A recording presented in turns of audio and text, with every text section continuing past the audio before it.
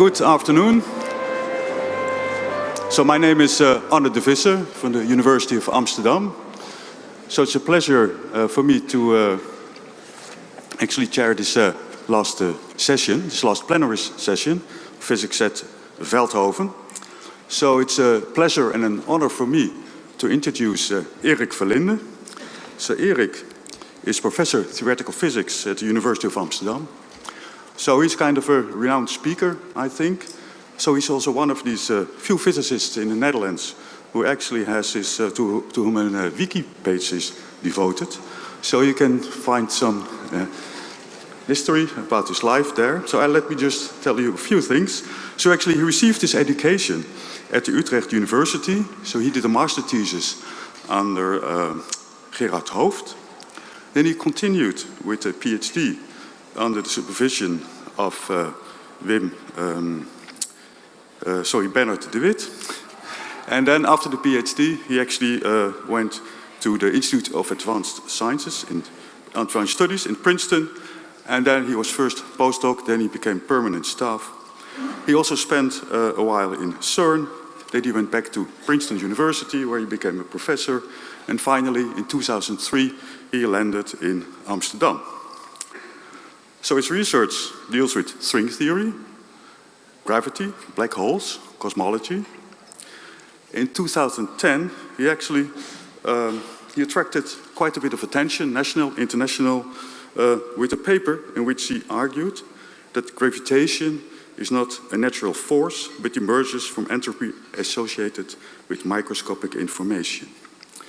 Then in 2011, NWO awarded him the Spinoza Prize. So that's the highest award you can get as a scientist in the Netherlands. And I think, I'm sure we all will welcome him, and we're looking forward to hear his presentation. So in particular, in his abstract, he writes that he will explain in a lucid fashion the most recent highlights in his fields of quantum black holes, emergent gravity, and the dark universe. So, please join me in welcoming Erik Verlinde.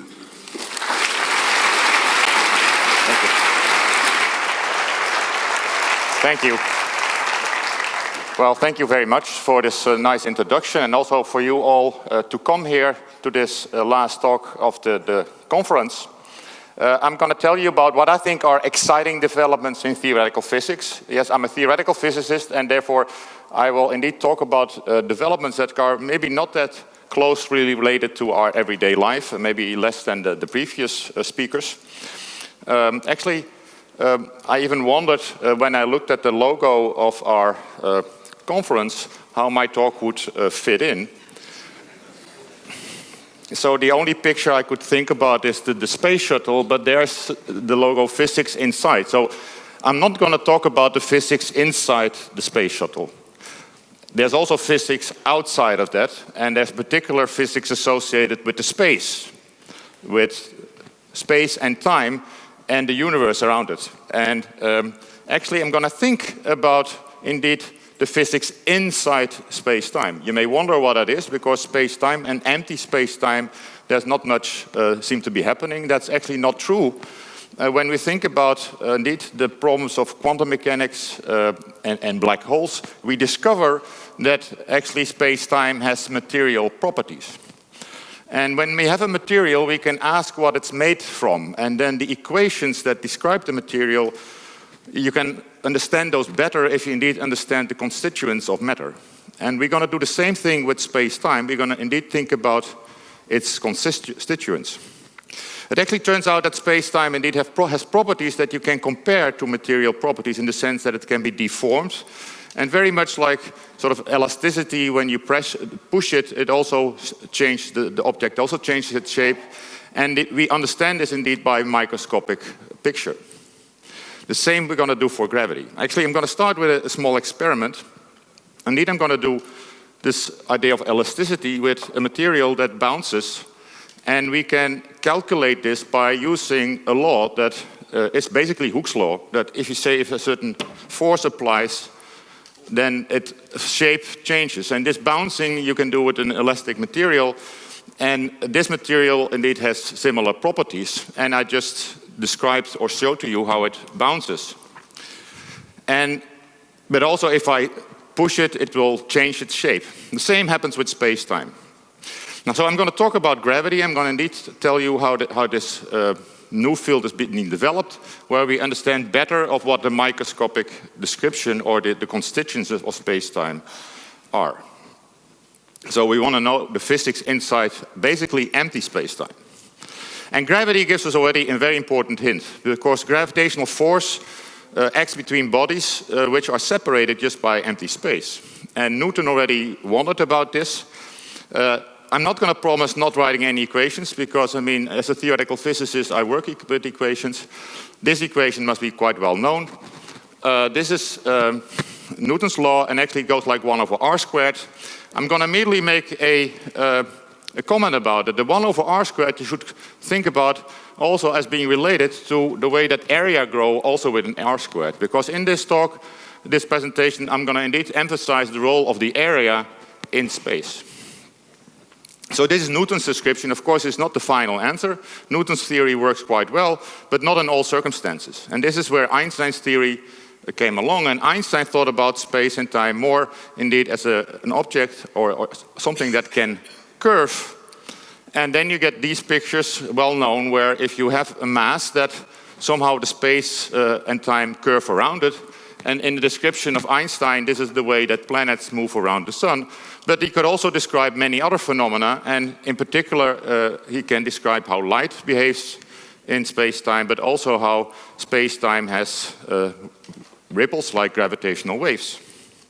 And his predictions have been spectacularly confirmed. I mean, already, actually, it's, I think this year, a century ago, that people indeed, like Eddington, found evidence for this bending of light around the sun. And then more recently, we had the gravitational waves, where it has been confirmed that when two black holes collide and they merge together, that waves form as ripples in the space-time, very much like sound waves. So the fact that space-time is dynamical is a very deep fact. And many people think about this as the most important way to think about space and time is now as a geometry. And that makes gravity also directly related to the geometry of space-time. Other objects can have geometries that are affected by other objects, like elasticity. So the question is, are the equations that Einstein wrote down now fundamental, or are they also just like the equations of elasticity? Let me indeed show you what Einstein's equations kind of looks like. I've written it in a slightly unusual form for those who know it. Actually, it's an equation that's very much written in the language that is also applied for elasticity. It's written in terms of tensors. The left-hand side is something related to the stress, and the right-hand side is related to the curvature, but it's also the deformation of space and time that is shown there. And there are some constants, Newton's constant that plays a role, and there's another constant that I'm going to add here, which is called the cosmological constant. And I think about them as properties of space-time, just like elasticity, elastic material has properties like elasticity constant. And so you may want to understand where these quantities come from and what they mean even microscopically. Indeed, there are different types of space-times. There are space-times for which these numbers are different. I mean, Newton's constant we can measure. It turns out that the cosmological constant initially was thought to be 0, but it was found that it's actually positive. And our universe, therefore, has a cosmological constant. In principle, that constant could be 0. It could also be negative if there's no real reason to assume anything about this constant except that it's a constant. But in our universe, it turns out to be positive. And one of the questions I want to address is what makes space-time different if the cosmological constant is positive or whether it has some other sign or other value. Turns out that this is related to the way that space and time curves at large scales. Actually, at cosmological scales, space is also curved. Actually, space is flat, but the space-time is curved. But I cannot draw very easily pictures of the whole space-time. I'll do that a little later, but here I can at least make a little more clear what curvature is for a flat surface. This is a curved surface like a sphere, which has positive curvature, and then this is like a saddle that is negative curvature. And so indeed there's a difference in sign. And for space-time, we have a similar difference between the positive cosmological constant, which is like positive curvature, or negative cosmological constant, which is like negative curvature. And these spaces have names. If there is no curvature, we call this Minkowski space. This is called de Sitter space. For some reason, this is called anti-de Sitter space. It's basically because we changed the sign. I'm going to talk about these spaces later, but the real space I'm interested in is the one where we live in, namely where we have a positive cosmological constant, and that's the de Sitter space. And its picture looks kind of like this. If you think about time going up, this universe is actually expanding. It is a universe, the Sitter space is one where you assume that there's only dark energy, or only cosmological constant, I said. I haven't mentioned dark energy yet. But another way of thinking about it is in terms of its space, and then we can think about ourselves as living in the middle. The universe expands, and then we have some distance where we have some horizon. I'm going to actually talk more about this later. So this is a large scale where gravity is important. But the real reason why we're interested in quantum properties also has to do with the small scale. We have other forces in nature which we can describe quantum mechanically and also with relativity, and we want to do the same thing with gravity. However, that doesn't work as easily as we thought. I mean, if you think about the other forces, we have the standard model that very successfully describes all the strong force, the electromagnetic force, and the weak nuclear force. We even know all of the particles that play a role in that. And this is a very successful theory, but gravity doesn't fit. And this is where people have started thinking. It is also out that indeed there are other things we don't fully understand about the universe, namely if we think about all of this, the matter that's made out of these particles, they cannot be describing everything in our universe. Our universe namely contains much more energy or mass than what is described by the standard model. That is at most 4% or maybe 5% of all of the matter or energy in the universe. This is a pie diagram where the visible matter of the matter that's made out of standard model particles is only this red part. The yellow, by the way, is photons, which is actually also in the standard model. But then there is unknown stuff, dark matter, for about 25% and 75% or 70% dark energy. So this other stuff describes about 96% of our universe, which we don't understand. And the reason why we think those quantities are there is because of gravity. So these questions have to do with understanding gravity, and we indeed want to understand what gravity does in these universes with a dark energy in it. But we want to indeed describe also gravity using quantum mechanics and also with relativity. So this is the theory we want to look for. Sometimes it's called quantum gravity, but eventually what we want to understand is understand gravity in a quantum mechanical way, consistent with quantum mechanics. And I think most of you have heard about a leading theory in this, which is string theory. I'm not going to say much about string theory because this talk is going to be some other developments. But a lot of what I'm going to say is actually motivated and actually also justified by calculations that we've done in string theory. Just to show you a picture, I mean, strings are like these vibrating strings, and we have various forms of them. Some of them describe gravity, others describe other forces, and they can join, split, and do all kinds of things. That's as much I'm going to say about string theory. But I'm going to continue indeed in a different direction, namely the one that I have in the title of my lecture. I want to talk about black holes. Because why are we going to think about black holes? If I want to understand indeed what space-time is made of, or if I want to know what any material is made of, I'm going to look inside, and you would like to sort of cut the space into two parts and see what sort of is made of, because then you can look inside. And for theoretical physicists, black holes actually provide us a way to do so. They give us a handle on what space-time is at a more microscopic level by thinking about the quantum properties of black holes. The hero of that story has sadly passed away last year, Stephen Hawking. I think you've all know that he died in 2018. He indeed thought about black holes throughout his career. He proved all kinds of theorems, and he also discovered important quantum properties about black holes, which basically kept us busy from the time that he found them, which is about 4 decades ago, And we're still trying to figure out exactly what the formulas are that he derives, what they exactly mean. I'm going to show that formula in a minute. I'm first going to let me just tell you what is a black hole for those of you who don't know. A black hole is where all the matter has been put together in such a dense part of space that light cannot escape. And black holes are characterized by what is called a horizon, something that is a virtual sort of an imaginary sphere around the matter. From if you go inside, you cannot escape anymore because you would have to travel faster than light.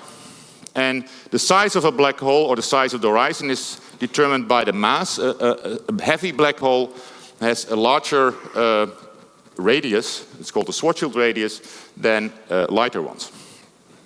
Now, I mentioned already that Hawking has a famous formula, actually has a formula together with Bekenstein, but let me here show it already to you. I'm going to explain this formula later, what it exactly means.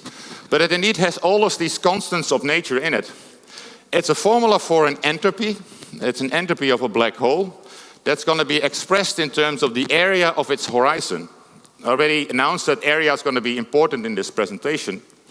And then there are all the constants of nature in here. There's the speed of light, there's Newton's constant, h bar, and also a Boltzmann's constant, which already is an indication we're doing something with thermodynamics. Indeed, the questions that, actually this is indeed the way you should read this equation, so the A stands for area. We're going to indeed do with thermodynamics a little later on. But let me first start indeed just classical black holes. How are they described in general relativity?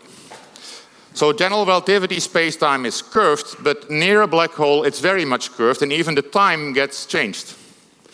So this is a picture of a space-time. Actually, it indeed is the actual geometry. If you look at the plane of the equator of a black hole and you ask what the geometry looks like, it looks like this kind of funnel or throat where you go in. And then this red line is what we call the horizon. What's drawn on top of this are light cones that tell you which directions light travel. And what curved space-time does, it actually makes light travel in different directions. And then at the horizon, the light can no longer travel outwards, it can only travel inwards, and therefore you cannot escape. Because any observer that also is moving in the space-time should move inside the light cone and cannot go faster than light. So there's no way of escaping anymore once you reach this point. So this picture is going to come back later. I mean, this is just a representation of what the curved space looks like around a black hole. Now, you may wonder what it looks like when you go there. No one has done this yet. We haven't done this experiment, and we even are thinking about it more, well, as I said, abstractly, in the sense that it is for us a way of trying to learn about black holes by doing thought experiments. But I'm actually going to show what it looks like. There's a little movie you can find on the internet. Actually, I forgot to put the credits here, but anyway, it's a nice simulation of what you would see. So what is going to happen here is we're going to actually see what it looks like when you approach a black hole. The light is bent by the black hole, just like the sun was bending the light. Black holes do the same thing, and so they're going to distort the background image. And this is a picture of the location where we are.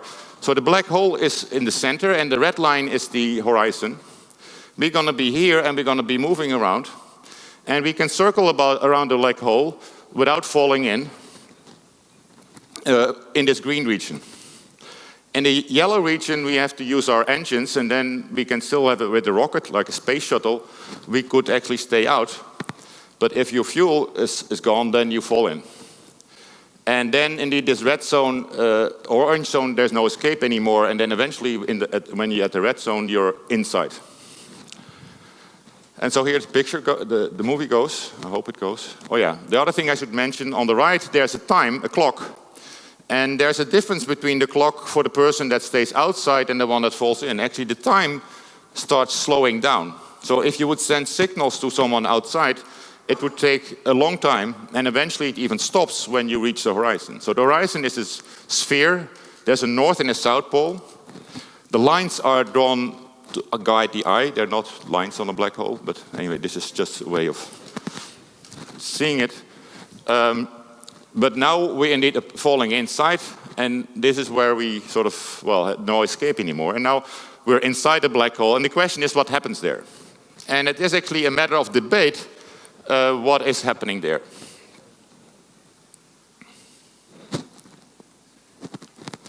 There are actually two ways of thinking about it.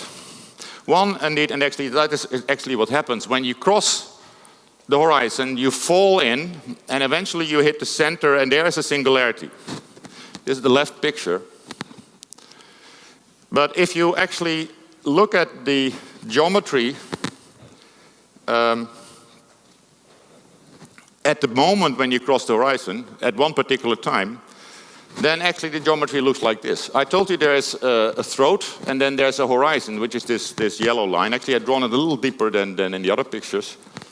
And then you can actually connect the geometry, the solution to Einstein's equation, to another universe that opens up. And so there's actually, with the black hole, a wormhole to another universe. And this is going to tell us a little bit more about this entropy formula later. I just mentioned this picture, but the reason why this is actually happening is when you fall in, there's no way to cross to the other side because the throat is going to collapse on you, and it's going to turn into a singularity. So when you try to cross it, it doesn't really, you don't succeed. It actually crunches, and this is where we get this. But this is indeed what the space-time actually looks like. Now, all right, we're going to get to the Bekenstein-Hawking formula. Namely, there were people at the time, that's John Wheeler in particular, who asked questions about what are the properties of black holes. How am I doing with time, by the way? 20 minutes. We'll see. There's thought experiments that they did about questions about indeed what happens to information or entropy that you throw into the black hole. And Hawking and Bekenstein tried to solve this. And Hawking in this way actually discovered his famous law, the famous fact actually, that black holes are not really black, that they actually emit radiation. When you look at near a black hole, the vacuum is not empty. Actually, there are particles being created in the vacuum, sort of virtual particles, and it can happen that one particle falls in and the other one goes out. This is then seen as a particle that's being emitted, and that is the Hawking radiation. And there's a temperature associated that goes like 1 over the mass. I'm going to write that temperature slightly different for a reason that will become clear. It's actually the same formula, but actually it's expressed in terms of the acceleration on the horizon. If you would write the gravitational acceleration just in terms of Newton's law, and insert it into this formula, there's actually a universal way in which temperature and acceleration are related. And this is the discovery of Hawking, and this is indeed a big discovery because it tells you that there's also a temperature and an entropy, and that it has thermodynamic properties. And that is the famous Bekenstein-Hawking formula that I already mentioned before. It actually tells you that the amount of entropy with the black hole is equal to the area of its horizon where there are sort of pixels of Planckian size on the horizon. This is indeed a very important discovery, and we're trying to figure out what it means. I'm going to mention one other thought experiment that they did. Actually, it's indeed the thought experiment that I mentioned. They throw some box with entropy in it. And Bekenstein asked the question, is there a maximum entropy that you can put inside such a box? Because one thing we want to know is that if we associated entropy, actually it was needed to associate this entropy to make sure that the second law of thermodynamics still holds. So a box of a size R, you ask how much entropy is maximally contained in it. It actually is the following thought experiment. You say there's entropy inside. I throw it, or I lower it, I should say, gradually into the black hole by holding it with a certain force, and I ask what's happening to the size of the black hole. The area will increase. The entropy, therefore, of the black hole does increase, but there's also entropy disappearing. And the amount of entropy that disappears cannot be more than the increase of the black hole entropy, because otherwise the entropy would go down. Turns out that that actually gives a bound on how much entropy there is in a box of size r. And I'm going to just mention this equation because I'm going to use it later. Actually, this will turn out to show up in some observations even. So this is, well, you have to remember this formula. It has the following form. There's the mass, the speed of light, and then the radius, and then divided by h bar. And this is a dimensionless number. Actually, I left out the Boltzmann constants in these equations. The reason, by the way, that the acceleration is no longer in here is because both the temperature as well as the force contain it, and then it turns to drop out. Anyway, these laws that Bekenstein and Hawking discovered, I think, really changed the way we think about space and time. It really shows us more microscopically what space and time is made of, and I would say this is what the first crack in the theory of Einstein is. So now this is sort of, I would say, introduction. I'm going to get now in the last 20 minutes, maybe, 15, to the last developments that have been going on. And I'm going to promise you a little bit of a wild ride. So there's information associated with black holes. This entropy actually is associated to information. And in the title I had also the name emergence. So emergence and information, I'm going to briefly tell you what I mean by that. Emergence for me is the famous sentence that the whole is more than its sum of its parts. But the way I interpret it is indeed that are concepts that we use at macroscopic scales that at microscopic scale have no a priori meaning. Here is a picture where we have mountains and a lake, but the picture is made out of pixels, and so we have eventually built something for more microscopic things where we can assign names to it which a priori have no meaning. And the same thing happens in physics, and famously so in thermodynamics, that if I think about temperature and entropy, those are things that are not defined cannot be associated to the microscopic constituents themselves. They're defined in terms of them. And also the first law of thermodynamics is something you can derive by statistical physics. And therefore I would say that's an emergent law. Now information is going to be associated with entropy as well. And there's an idea actually also due to John Wheeler that information is basically the building block of all of nature. He called it from bit. And here's the way he put it, namely every particle, every field force, every space-time continuum itself is derived its function and therefore its meaning from some context. And they said apparently it's always answers by, well, questions to a yes and no answer. It's bits, zeros and ones. And I'm going to indeed think about bits in terms of entropy by the definition of Shannon. And the Shannon entropy is just telling you that if you have some information stored in bits, you can count how much it is by counting the number of bits, and that's basically the entropy that we have associated to it. I'm going to actually extend that information a little bit more in the sense that zeros and ones are indeed yes and no answers. In quantum mechanics, you can do things in between. Namely, you can have something in between a 0 and a 1. And then we have some things like quantum qubits, quantum bits, and we can have notions of entanglement associated to them. And also, as I will explain, there's also a notion of entropy associated with entanglement. Namely, if you have this famous state, it's actually named after Einstein, Podolsky, and Rosen. That's an EPR pair. It has actually one unit of entanglement. And you can count, if you have more Bell pairs, how many you have, and that is again an entropy. We call that entanglement entropy. And this is actually the interpretation of this formula.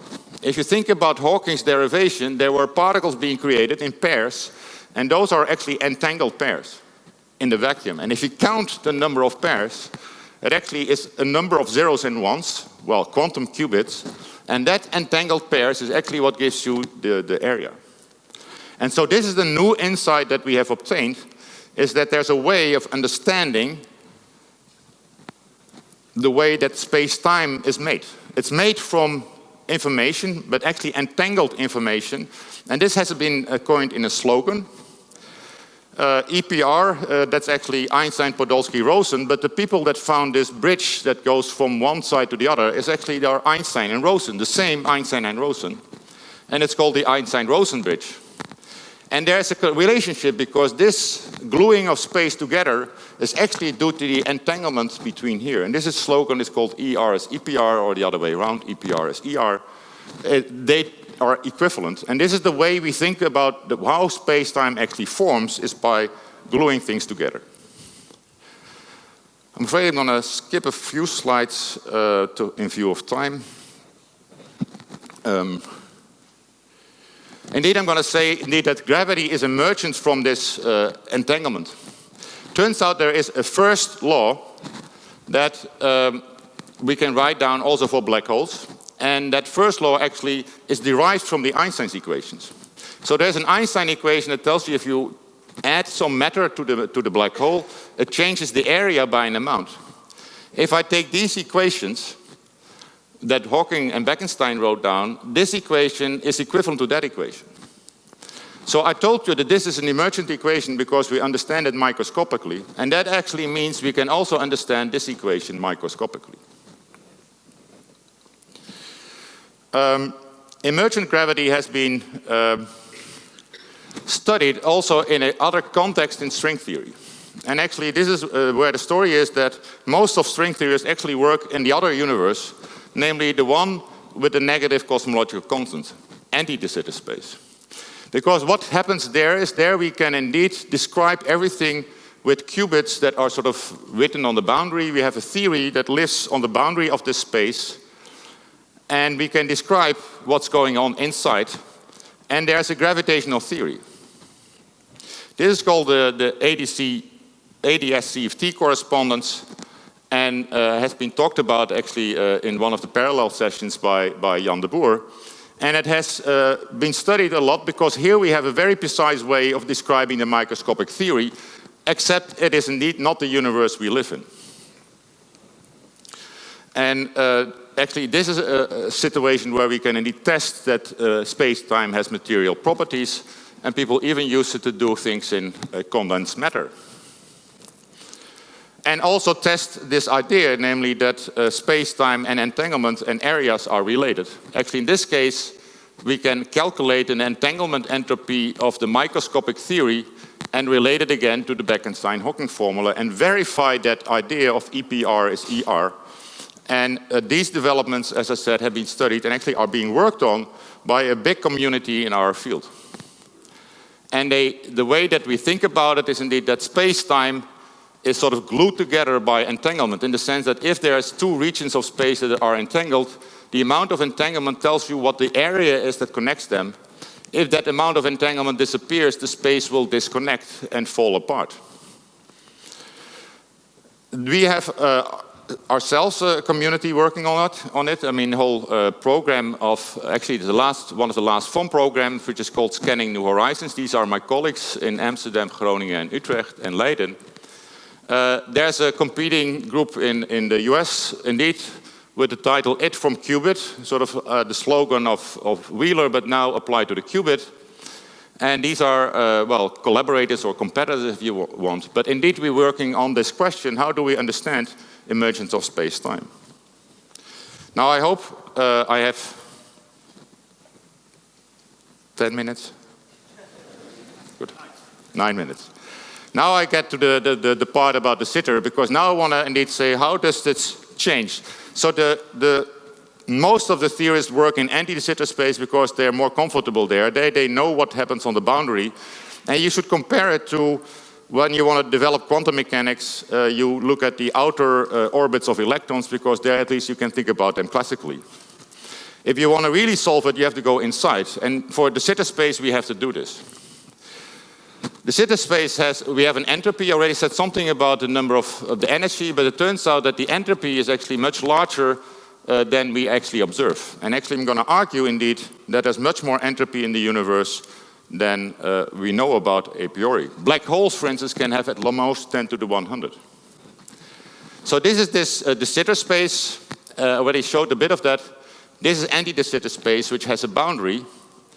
De Sitter space actually has a horizon, and no boundary. And the picture I already showed before is where we have this part of space where we live in, where there is a cosmological horizon. So this is actually the space at a certain moment in the space-time.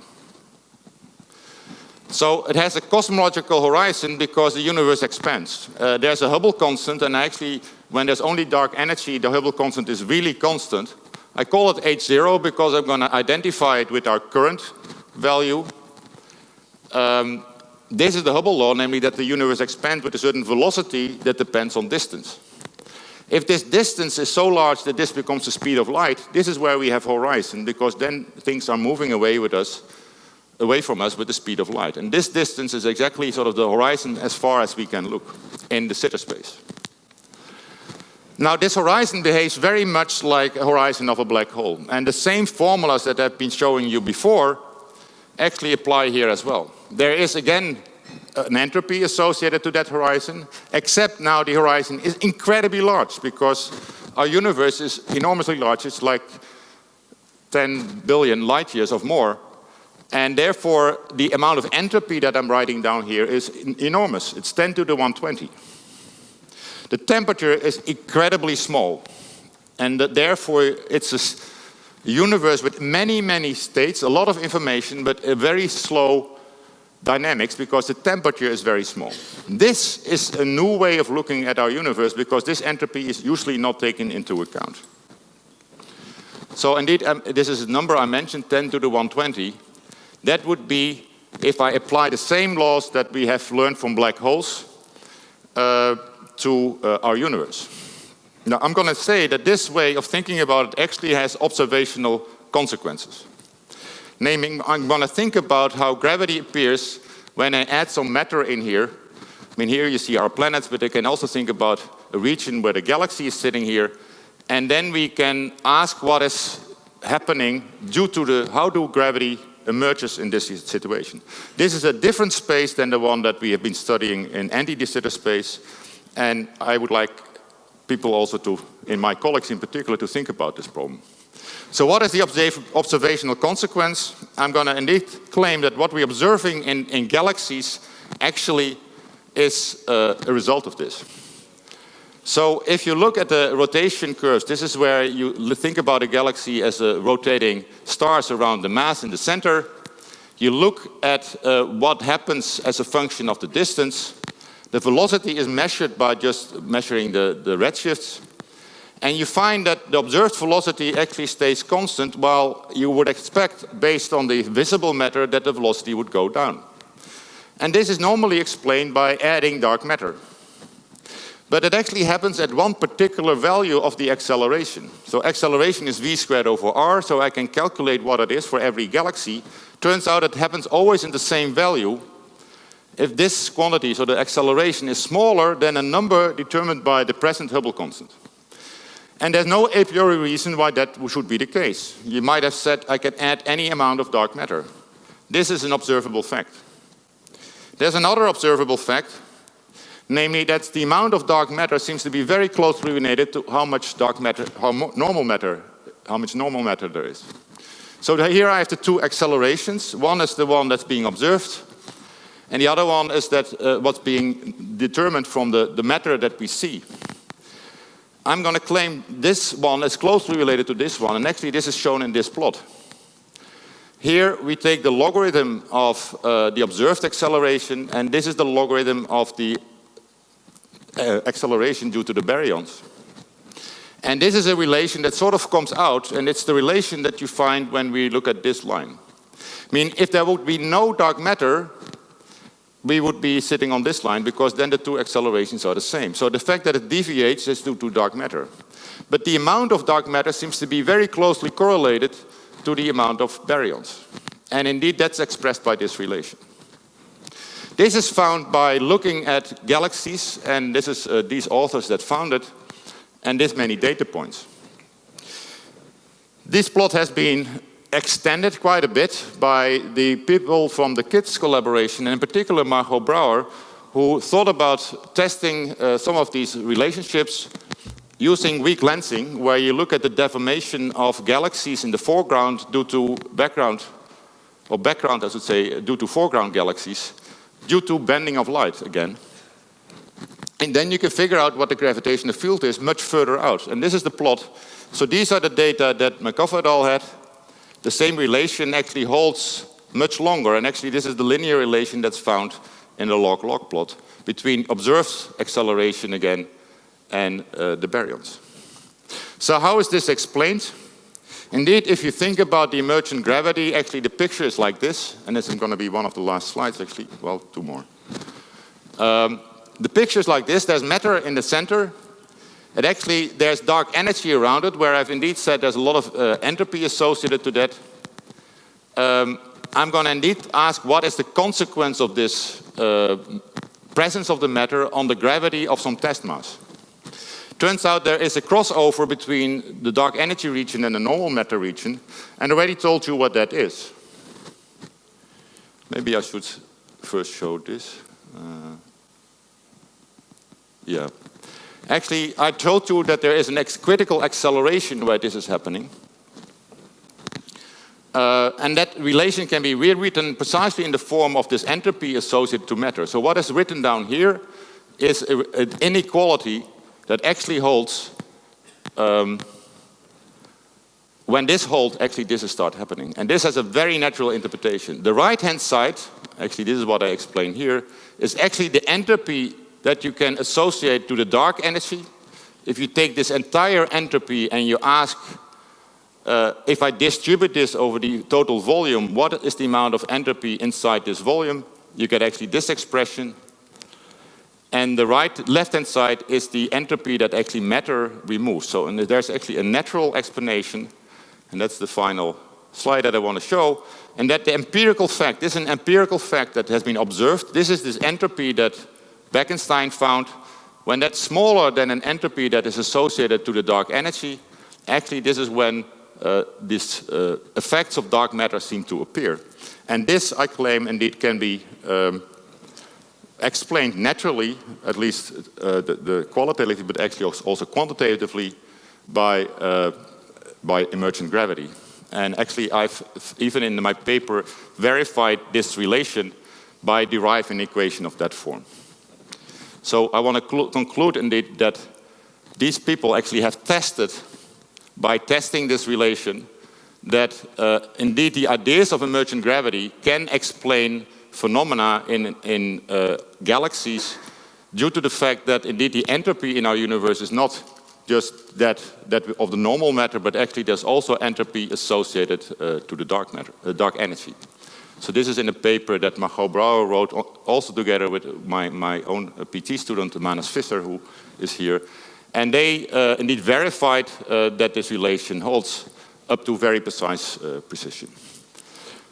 Anyway, I'll conclude with a brief quote from what I think is our status now. I really think that these ideas about emergent gravity that have been developed in the context of string theory and black holes can have observational consequences in our universe. And I think it really changes also the way we think about, well, the nature of space-time and gravity. Thank you very much.